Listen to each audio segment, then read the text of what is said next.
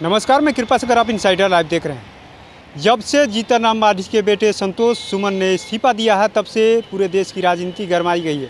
और आपको बताते चले कि नीतीश कुमार ने एक बयान भी दिया था कि कभी भी चुनाव हो सकता है। उसको लेकर के जब बिहार सरकार के मंत्री मदन साहनी से जब पूछा गया तो उन्होंने कहा कि हम लोग तो तैयार ही हैं, कभी भी चुनाव हो सकता है। और उन्होंने ये भी कहा कि मांझी जी किस कारण से गए हैं हम लोग नहीं बता सकते कि कौन सा उनका काम नहीं हो रहा था। उन्होंने ये भी कहा है कि शायद उनका कोई निजी काम नहीं हो रहा। पहले आप सुनिए क्या कुछ कर रहे हैं मदन साहनी। बयान जारी अधिकारियों के बीच कहा कि कभी भी चुनाव हो सकता है, ये मत सोचिए कि अगले साल ही चुनाव होगा। इसके बाद पूरी सियासत तेज हो गई। सियासत ने कहा कि अब वो भविष्यवाणी भी करने लगे। बिहार तो समझ नहीं रहा है, केंद्र की बात कर रहा है। ऐसा पहली बार तो नहीं हुआ है। समय से पहले तो चुनाव अनेकों बार हुआ है और हर प्रधानमंत्री मुख्यमंत्री चाहते कि हम पद पर रहते हुए चुनाव करा लें और उसका लाभ मिले। तो इसमें कोई अनहोनी तो है नहीं, या न कोई भविष्यवाणी है। गिरिराज जी के बारे में जो आप लोग पूछते हैं, आज तक बता दीजिए जितने दिन से वो राजनीति में है एक भी काम का बात उन्होंने किया हो, या कभी भी बिहार के अंदर में कोई शिलान्यास उद्घाटन या कोई काम करने के सिलसिले में उन्होंने कोई जवाब दिया। उनका तो काम ही है इतना फालतू काम को बोलना, फालतू बात बोलना। काम धंधा तो कुछ है नहीं। ऐसे ही जगह बदल बदल के चुनाव लड़ते हैं। कभी मुख्यमंत्री जी के नाम पर जीत जाते हैं, कभी धर्म के नाम पर जीत जाते हैं।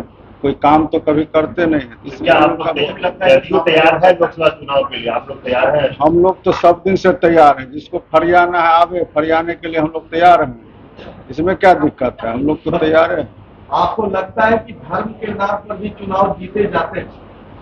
नहीं, ये लोग धर्म के नाम पर ही चुनाव लड़ते हैं। जीतेंगे कि नहीं जीतेंगे तो जनता तय करेगी, और जनता पहले से यहाँ तैयार है।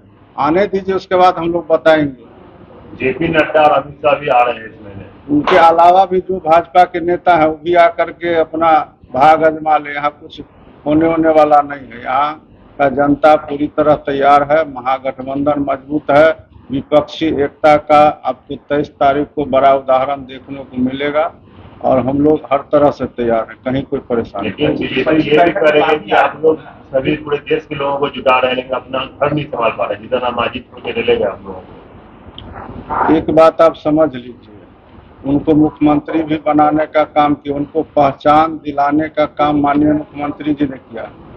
और राजनीति में कुछ बात महत्वपूर्ण होता है, वो जाने के लिए या कोई भी आदमी जाने के लिए कहीं भी स्वतंत्र है, लेकिन वो जा किस दिशा में रहे और वो किस विचारधारा को मानते हैं, और वो जिस बिरादरी से आते हैं उनके लोग किस समाज के हैं, किस मान्यता के, यह भी देखना होगा। और जिस तरफ आप इशारा कर रहे हैं कि वो जा रहे हैं, उस तरफ अगर वो जाते हैं तो उनके एक भी लोग इस बात को पसंद नहीं करेंगे। सारे के सारे लोग महागठबंधन के पक्षधर हैं और सब इसी के साथ रहे। लेकिन वो तो आरोप ये लगा रहे हैं कि जो भी वादा सरकार के द्वारा किया गया था जब वो मुख्यमंत्री थे, नीतीश कुमार से आश्वासन मिला था कि ये सारे काम होंगे, लेकिन काम हुआ नहीं।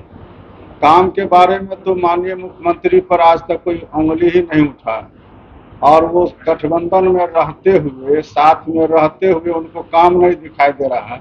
जनता को काम दिखाई दे रहा है, इस प्रदेश के बाहर के लोगों को काम दिखाई दे रहा है, और जो दिन रात साथ में रह रहे हैं उनको काम ही नहीं दिखाई दे रहा। अब वो इस बात को बताना चाहिए कि उनका निजी काम नहीं हो रहा है कि आम लोगों का काम नहीं हो रहा है।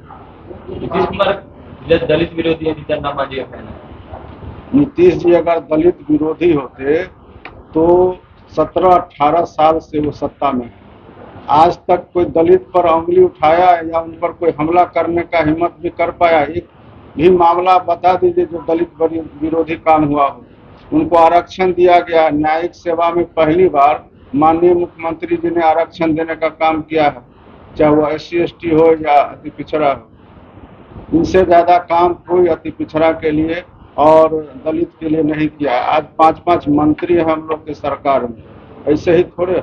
तो आपने सुना किस तरीके से मदन साहनी ने एक लफ्ज में कह दिया है कि मांझी जी का कोई अपना निजी काम नहीं हो रहा होगा, इसलिए वो कह रहे हैं कि कोई काम नहीं हो रहा था। और उन्होंने बोला, साफ कह दिया है कि आने वाले समय में पूरा समाज अगर उस जिस डायरेक्शन की आप लोग बात कर रहे हैं, यानी एनडीए की बात कर रहे हैं आप लोग, अगर एनडीए में जाते हैं तो कोई समाज का व्यक्ति उनके साथ नहीं जाएगा, वो अकेला ही रह जाएंगे। और उन्होंने भी कह दिया है कि चुनाव के लिए तो हम लोग तैयार हैं, आज भी चुनाव हो जाए तो हम लोग पूरी तैयारी के साथ खड़े हैं। तो ऐसे ही तमाम खबरों को देखने के लिए इनसाइडर लाइव देखते रहें।